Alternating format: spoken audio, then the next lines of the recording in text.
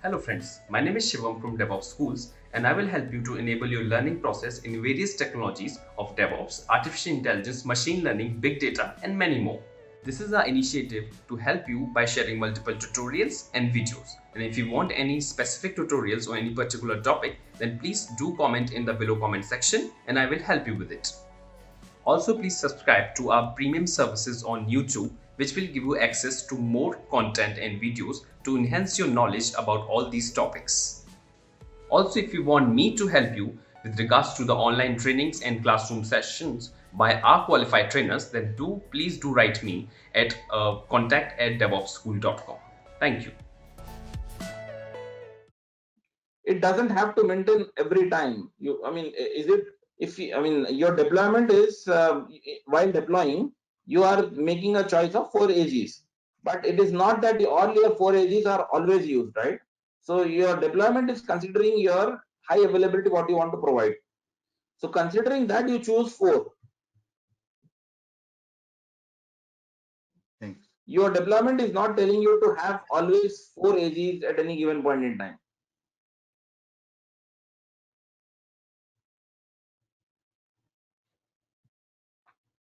Thank you.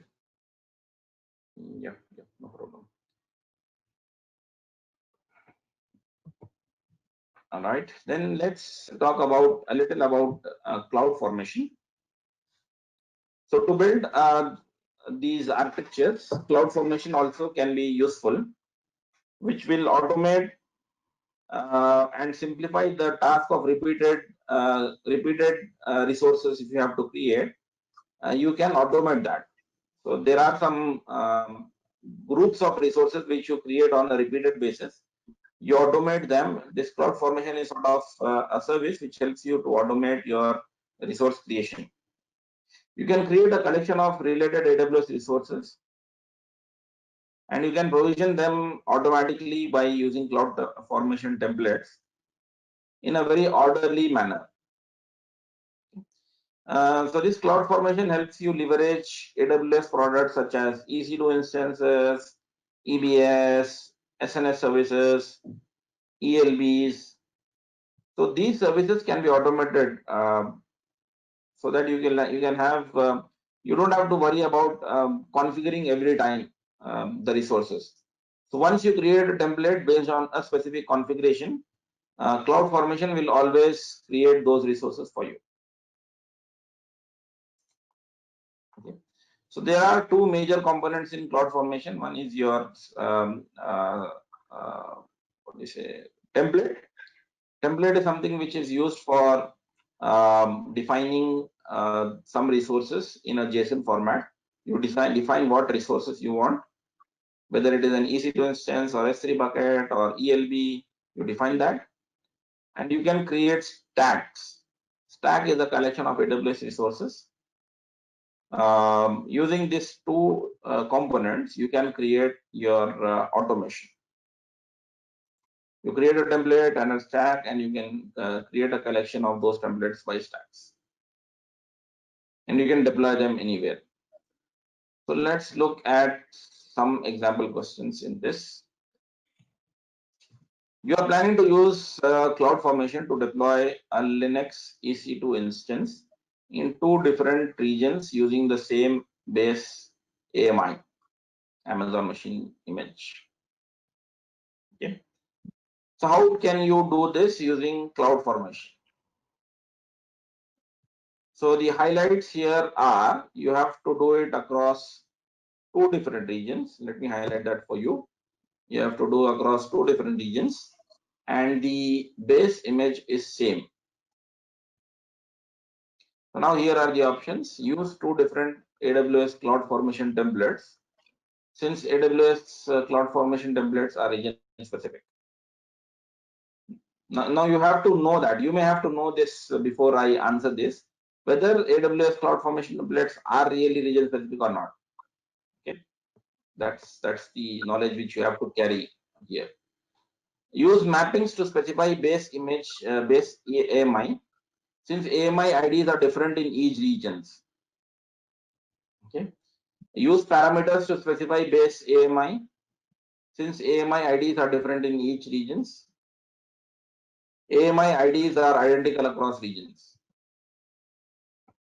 So here the understanding on this CloudFormation and AMIs is something which you have to understand.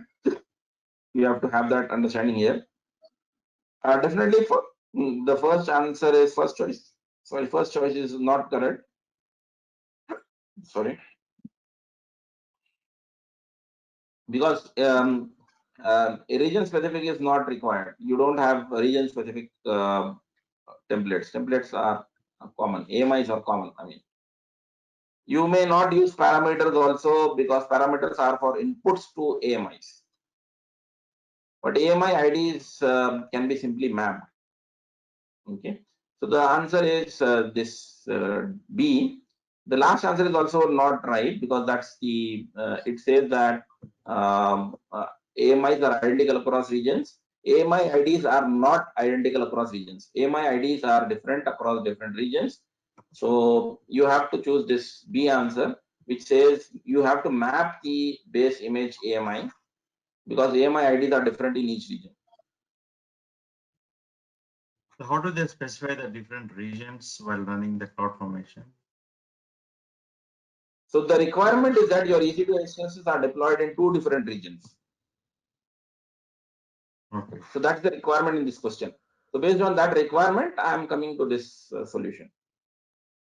So using the mappings, like what is the specifying the base MI means? So the mappings provides that? So because you have to know this concept, this concept that AMI IDs are different in each region. So if you are selecting an AMI image, for example, you are selecting a WordPress which requires some type of instance. So you are selecting that WordPress AMI. And now WordPress AMI may be in region in the India, and you are deploying one region in maybe Sydney, Australia. So now what is the image ID in Sydney, Australia, and what is the image ID in Mumbai, India? You have to map that to the same using the same AMI. Same AMI is you will select that. You have to map these 2 IDs and then create your CloudFormation template. So after you do that, your CloudFormation template will pick this image in Mumbai region and that image in Sydney region and deploy your EC2 instances. Thank you. Yeah, no problem. Then there is this service which is also used for creating highly resilient architectures, which is AWS Lambda.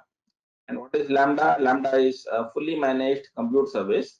It is fully managed. You don't have to manage the provisioning of compute servers, EC2 instances. You don't have to do any sort of underlying operations. No botheration about EC2 instance patching, upgrading software, hosting that, servers, IP addresses, nothing. You simply are supposed to create your code and run it in your AWS Lambda. It runs code in Node.js, Java, C hash, or C sharp, you can call it as Go, Lang, Python. Okay. It can be deployed to run to an event.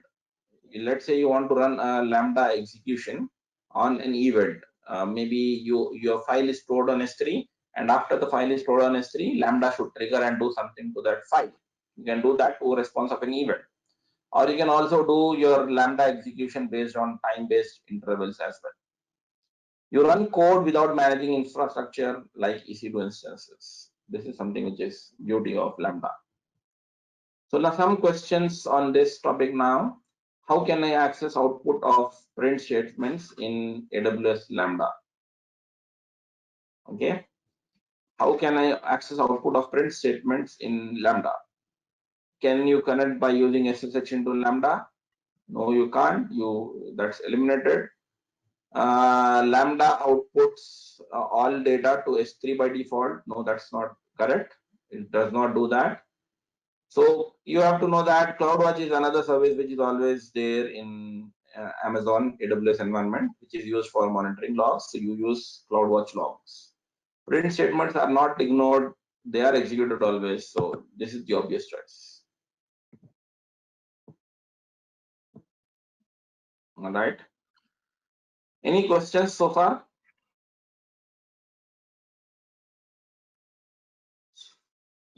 So with this, we have come to the sort of end of this module, in which we are, let's look at some of the exam considerations in this HA domain. So always expect single AZ will never be the right answer. You have to understand this, because if you are interested to design at least a high availability application, single AZ is never a right answer. Use AWS managed services always, because it is AWS specific exam, right? They want to always promote their services also. So that way you can also think it, like, always believe that AWS managed services can be preferred always. Fault tolerant and high availability are not the same thing. I hope you understand this. There is a difference between fault tolerance and high availability. Fault tolerant environment has no service interruptions, but it might generally be significantly higher cost. When you are giving fault tolerant application, it might be, you might have to choose a higher environment. Okay. Whereas a highly available environment will say it has a minimal service interruptions. Highly available will say that only it will provide you minimum service interruptions. And lastly, you have to always expect that everything will fail at some point. So you have to design your system accordingly.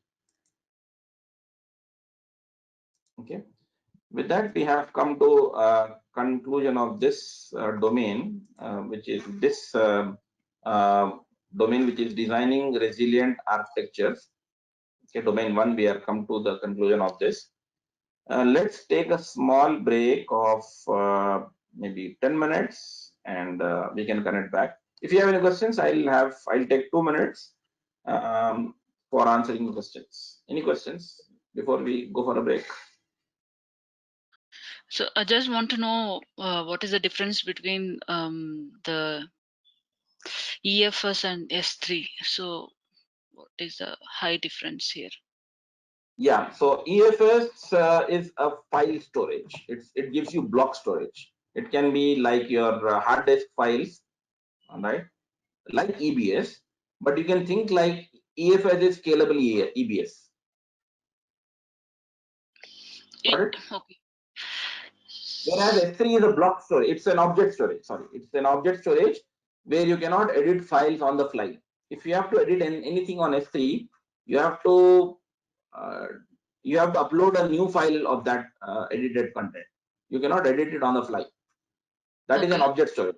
Whereas block storage, EBS or EFS, they will allow you to edit files on the fly. They are like your hard drives, which will give you option to edit a file on the fly. Okay. Okay. Thanks. All right, no problem. Any other questions? 1 minute you have. All right, so this is the second module, or rather second domain in this course, and this is one of the important exam objective in which the exam will sort of test you.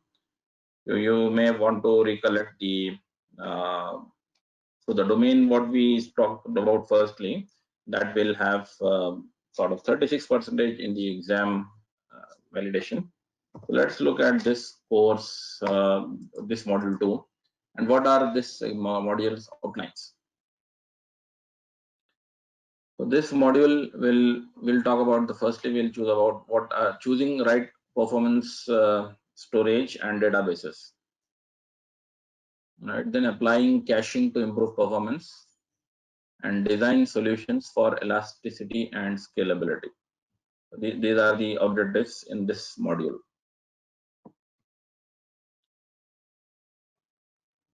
So first, let's go to this. We'll choose performance storage and database. Let's talk about EBS now. We spoke about EFS in designing highly available architectures. scalable architectures, multi-tier solutions. And now let's choose, let's understand how to, on what criteria you will choose block storage. So we had this slide we earlier saw when in this a little while ago.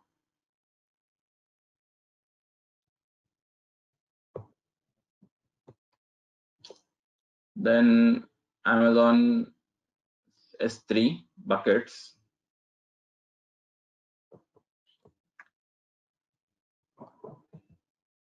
So matching the correct choice for your workload is important to reduce the cost. Provisioned IOPS, SSD backed EVS volumes can give you highest performance. Whereas if your application doesn't require or use performance at a high, then lower cost options will be better for you. We saw example on this earlier. On S3, let's look at how S3 will sort of work. S3 stores data inside buckets, and buckets are the prefix for a set of files. Buckets must be uniquely named. That is something which we have to understand. The names are unique across AWS. Okay, so you have to choose that. You can have one or more buckets in your account. For each bucket, you can control access as to who should create a bucket or create elements, add objects in the bucket, delete elements in the bucket. So using you can control access within your buckets. You can also view access logs of your buckets. You can see the object logs for objects as well. Logs for each object. You have to choose the right geographical region for your buckets, where your bucket should live. That is also something which you have to make a choice from. Amazon S3 refers to files as objects in buckets. That's we know that. So when you have a bucket, you can store any number of objects within that. You don't have a limit in the amount of objects what you can store. Though there is a limit on each file size, which is up to 5 terabytes is the limit. But the number of files, you can store any number of files in that. And every object in the S3 will have metadata. It will have a file and have metadata of that file. That composition is called as object. You can store the object or retrieve the object using the APIs of Amazon. Using the APIs, you can store and retrieve and do all the operations on a bucket. Then let's look at the payment model. You only pay for what you use. It is gigabytes per month, and you always pay for transfer out of region. Okay, if your data is flowing within the same region between different services in Amazon, you don't pay for it. If you are going out of the region only, then you pay for it. And you have these requests are available to be you can use these requests, like it can be port, copy, post, list. These are the different options what you can choose from. And what is free? Transfer into Amazon S3 is free. When you upload something, it is free. I mean, the data transfer is free. Whereas transfer out of S3 to another service in the same region is also free. But if you are going out of the region, then it is payable. And also the charges will vary across the regions. If you choose a region in maybe India, Mumbai, there will be a different cost and charge, and then the cost in the other regions will be different. Then let's talk a little about storage classes in S3. General purpose standard storage. It might be useful for disaster recovery, business continuity applications using cross-region replication. You might want to use general purpose standard storage. Then there is this another storage class which is infrequently accessed data. This comes at a little lower cost of data, but this comes at a slow retrieval times. Amazon S3 infrequent access offers all benefits of S3, including durability, availability, security, everything. S3 standard infrequent access runs on different cost model to provide solutions for storing infrequently accessed data, such as older images or older log files. Okay. So the retrieval time is little different. So lifecycle policies, we spoke about that in a brief earlier when we spoke about glaciers, but you can configure lifecycle policies to allow delete or move objects based on age. You can automate the lifecycle of your data in S3 by using these lifecycle policies.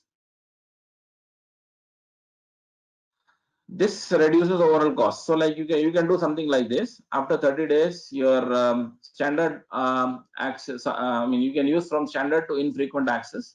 You can move it after 30 days. And after 60 days, maybe you might want to move to Glacier, because it's not even accessed for a long time after 60 days. And from the Glacier, you might want to delete it after an year maybe. You can configure this sort of life cycles. So this cycling will reduce overall cost, because you are paying less for the data which is not frequently accessed. If the data is not frequently accessed, you move it to S3 in IA. S3 IA is infrequent access, and after that you move it to Glacier, which is coming at a very less cost.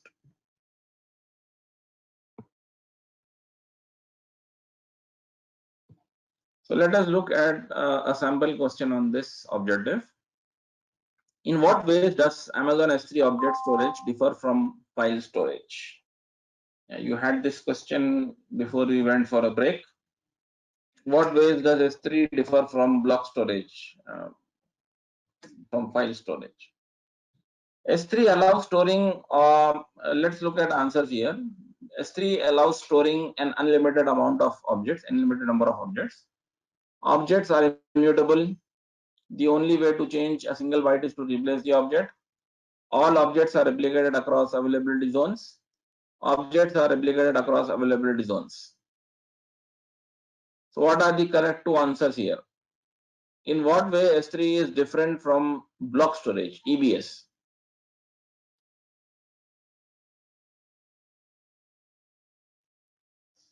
You want to make any guess? A and B. All right. Yeah, Any other answer? I also think A and B. Awesome. Yeah, that's right. Because S3 will allow you to store unlimited number of objects. That's true. Whereas a block storage or file storage will have some size capacity, right? You will create a block of, you will create a EBS volume of some size. So you will limit it. And that's the right answer. Whereas why is C not answer right answer? All objects are replicated. S3 is of a different, S3 IA can be replicated only in AZ. Okay. Objects may be replicated across AZ. Sorry? Like you mentioned here, S3 IA object can be one, but other S3s can replicate? Yeah, so S3 standard will replicate across the region. Okay, Not only one S3. AZ. Okay. Yeah. S3 IA infrequent access will be in one AZ only.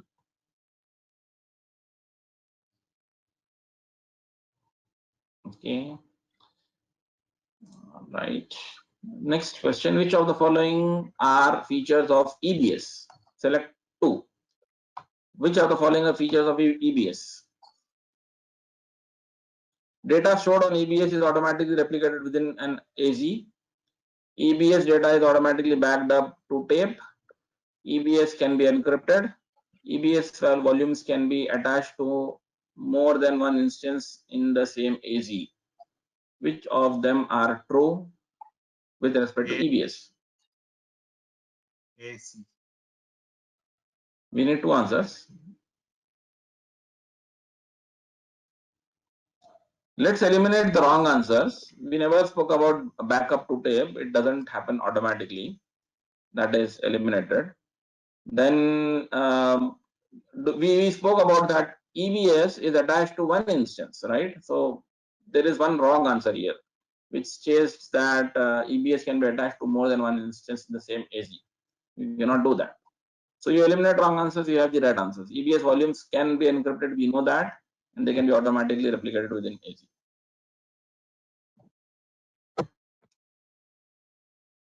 All right, then let's move to the next topic on AWS Amazon Database Services. So there are three offerings here for you: RDS, DynamoDB, and Redshift. RDS is a service which allows you to create relational databases instantly and scale across associated compute resources. RDS is typically available for the databases like MySQL, Oracle, PostgreSQL, Microsoft SQL Server, MariaDB, and then there is Amazon's own database called as Amazon Aurora. So these are the options what you can choose from.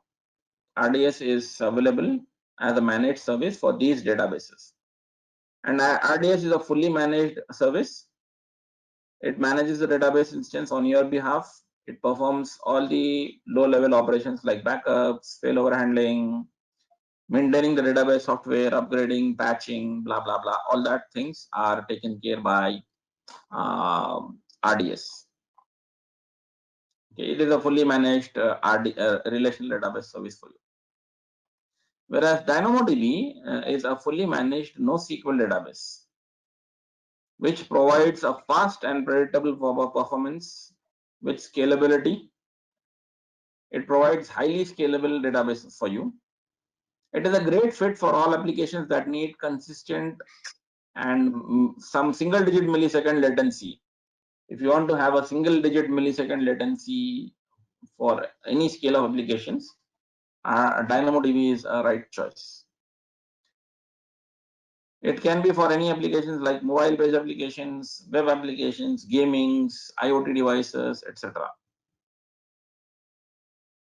DynamoDB enables you to sort of again offload your administrative burdens, because that is also a very much fully managed service.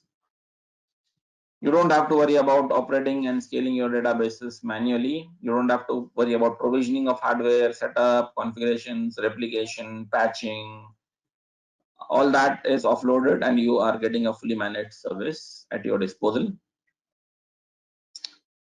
You can create database table that can store and retrieve any amount of data and serve any level of traffic. DynamoDB automatically partitions and repartitions your data.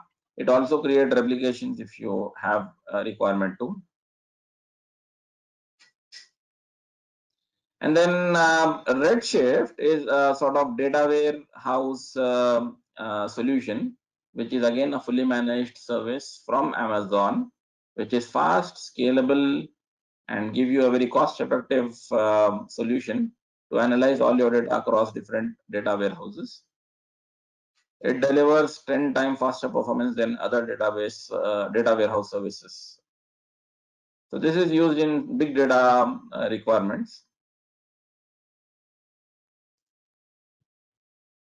So Amazon RDS use cases, where to use RDS. We have to, if you have complex transactions, relational databases, if you have complex queries, complex joins, if you have that, go for RDS. You have medium to high query write rate. You know more than single worker, node shred, and highly durable. So there are many business applications which require you to use relational database. So go for RDS. But RDS is not suitable if you want to have massive read-write scales, which can be up to 150,000 writes per second. You want to have shredded databases. You want your architectures and queries are simple, get and put. Please enroll our general membership for $399 plan to get access of all the parts.